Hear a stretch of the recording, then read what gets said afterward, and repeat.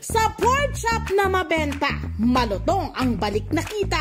Pero ang kanila raw secret recipe, ang masaya at sama-sama nilang pamilya. Yan ang patok na negosyo ni na Kuya Paul at Riza Almendral. Dito sa Small But Eatable. Yan naman! Magandang umaga! Saluhan natin si Kuya Paul at Ate Riza Almendral. Magandang umaga! Magandang umaga! Kayo? Magandang umaga! Kumusta? Kumusta? Yan! Magandang umaga po.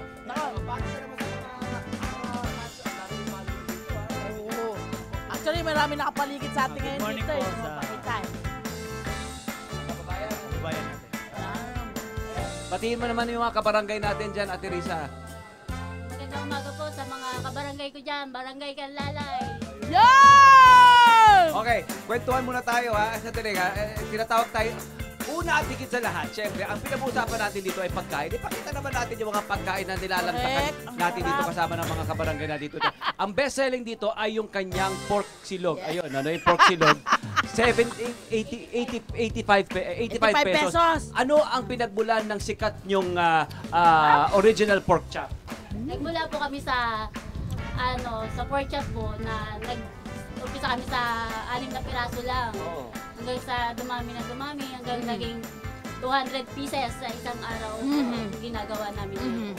Oo. Anong kwento nun? Paano nagmula? Paano tumulon? Mula burger tapos pork chop. Anong taon po ito? 2010. 2010. Opo. Sumikip lang po. Ganon. Hanggang dire-diretso po. Nag-umpisa sa burger. Hindi pinatulan, hindi pumatok ang ano. Hindi po siya nag-click. Parang nag-try po kami sa etong pork chop na po. Nag-umpisa po kami sa 6 na piraso hanggang sa unti-unti siya nakikilala hanggang sa dumami ng dumami. Kanino? O yan, Love. Ang tanong ni Love kanina tinanong ko kaninong recipe itong kanilang pork chop. Kasi hindi basta-basta yung pork chop nila, my friend. Crispy na malambot. Minsan kasi pag piniprito ang pork chop, minsan nangangalit yung yung bagang mukha kasi sobrang tigas. Oo. Pero ito malambot. Kanino nyo nakuha yung recipe? Sa biyanan ko po. Shout out mo naman ang pangalan ng biyanan. Shout out, Mami Susan. Yeah, love you, Narito ba si Mami Susan? Narito ba si Mami Susan? Nandito si Mami. Nasaan si Mami Susan? Ayan si Mami! Hello ba, Mami? Palapakan! Mami Susan, ano ba ang pinagmulan ng ating recipe ng pork chop? Nung una, ang pork chop namin kaparehas ng mga tudings, atoys dito, mga walang breading. Ang nangyari, dinadayo na yung dito sa lugar namin, palakyan na ng pork chop. Dinagyan na namin ng breading. Nag-click naman. Malutong yung breading, ano pong nilalagay natin? Anong sikreto ron? Drums lang yun.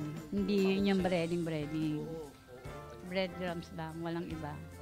Ay, gaano po kayo ka-proud sa mga anak niyo po? Proud na proud, pero napakahirap na hanap buhay kasi niyang pagluluto. Ako nagka-depression nga ako sa pagluluto O diba, kaya yan ang gusto nila Yan ang binubuhay. Okay naman, nakakarao. Ang sweet ng mami niya. Ang sweet na binigay sa kanilang recipe. Gusto ko makausap si Kuya Paul. Ang gusto ko makausap dito rin si Kuya Paul, syempre. Kuya Paul, ano ba ang sa palagay mo naging dahilan kung bakit ito'y biglang dinumog, pumatok ang pork chop? Correct. Siguro po na nagustuhan talaga nila yung aking timpla. Okay. Meron ka... Kanya-kanya timpla po kasi yan Hindi ko po akalain magkiklik yung aking recipe. Meron bang particular na ingredient dito sa... Alam ko, yan mga sinisikreto yan, di ba? Ayaw nyo i-giveaway. Pero meron ka bang pwedeng i-share? Halimbawa sa pagluluto o yung sa pagdinegosyo, para ba maging isang successful na kainan? Nakasa na po yung loob, sir. Diskarte lang po. Focus sa hanap buhay. Naka-focus dapat lagi sa hanap buhay. Tapos walang bisyong iba, no? Ay, maraming problema, sir. Tuloy-tuloy lang. Tuloy-tuloy lang. Yan. At eto na, friend, sila po ay merong 6 na anak. Ang saya nyo. May rason daw. May rason daw bakit 6, Kuya Paul. Bakit nga ba? Siguro po, binigyan niya po ako ng 6 na anak kasi nag-iisa lang po ako. Masaya daw sila sa 6 na anak. At kumusta po ang buhay ng merong 6 na anak? Ay, Bakit ho? Bakit niyo ho nasabi? Kahit maraming problema po, nandito po tayo ngayon. Binibiyayaan po ng Panginoon. Yun! At ang nakakatuwa rito magkakasunod ang mga anak, di ba? 14, may 14, may 13, may 12, may 8, may 6, may 1-year-old pa.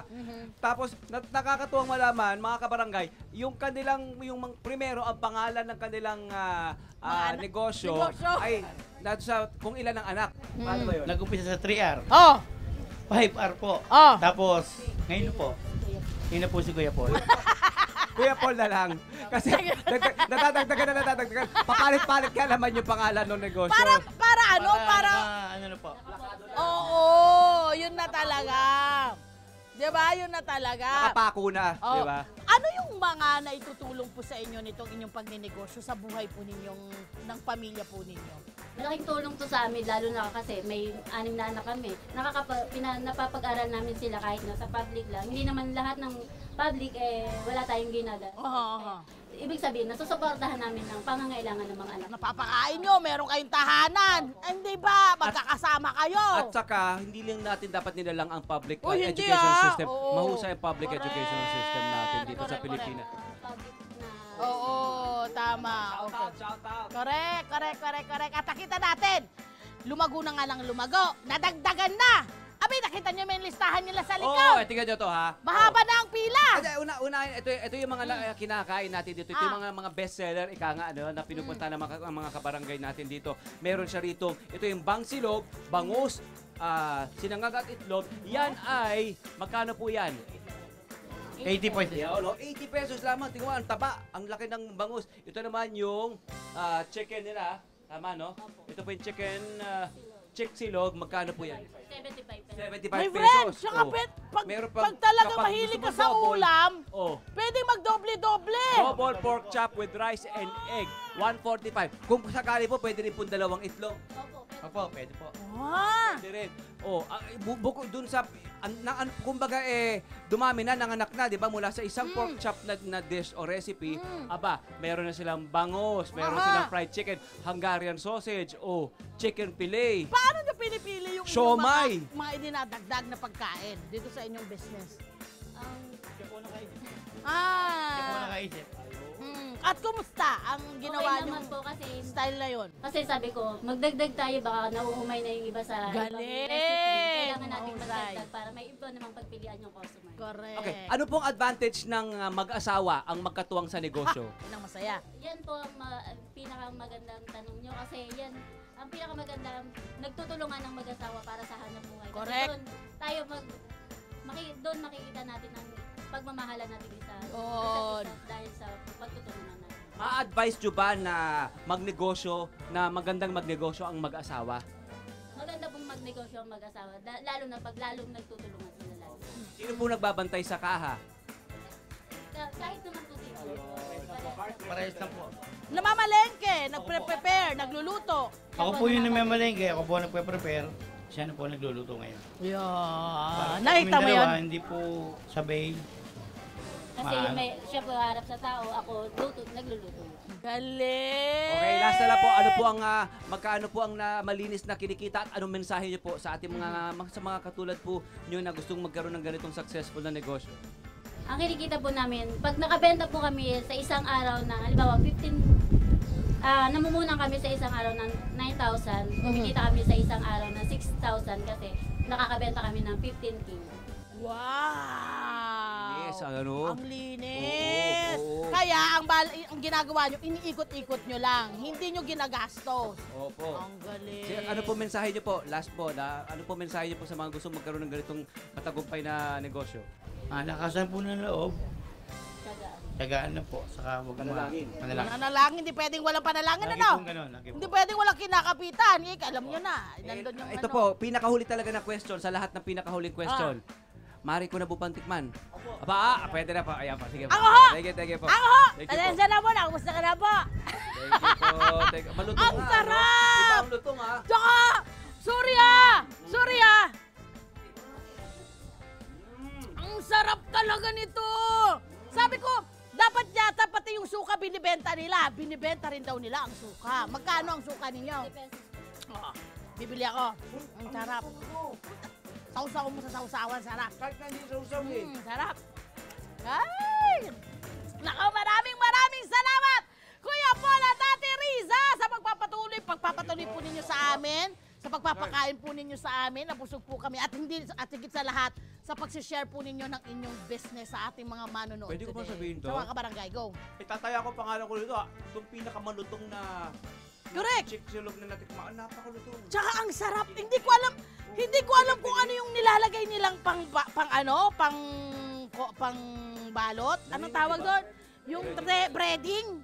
Narinig Ang niyo ba? sarap. Parang Ano? yung breading lang Oh? ulam na. Oh? Ang sa inyo. Sarap. Mm. Hindi kami nagjo-joke.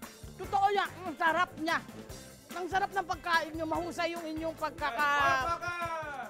Hello po mga Kanet 25! Si Kuya Tony Pet po ito mula sa Love, Tony Pet and Everything. For more Love, Tony Pet and Everything updates, just click on our subscribe button and follow us on our Net25 social media pages at Net25 TV and at Net25 Entertainment Facebook.